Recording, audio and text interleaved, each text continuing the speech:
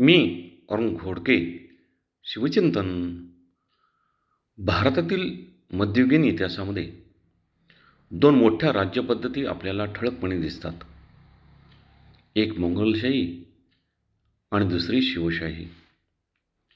पण त्यांची तत्त्वे, उद्दिष्टे, प्रजेसोबतचे नाते, युद्धनीती आणि सांस्कृतिक दृष्टिकोन पूर्णपणे भिन्न होते. एका बाजूला विस्तारवादावरती उभी असलेली मोंगलाई, तर दुसऱ्या बाजूला स्वराज्य, स्वाभिमान आणि लोककल्याण यावरती आधारलेली शिवशाही होती.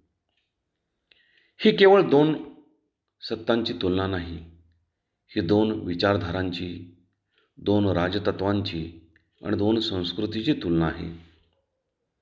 मोंगलशाहीचे ध्येय साम्राज्यवाद, तर शिवशाहीचे ध्येय स्वराज्य होते. मोंगल दरबारात वैभवाचा झगमगाट होता, तर शिव दरबारात न्यायाचा तेजोमय प्रकाश होता.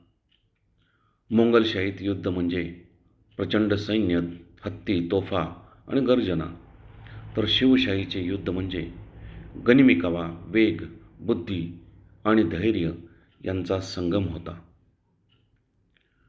मोंगलशाही ही सत्तेची कहाणी आहे, तर शिवशाही ही स्वाभिमानाची कहाणी आहे.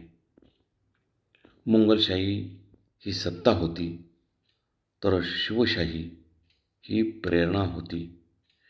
बहुत काय बोलणे. राम, कृष्ण, हरी.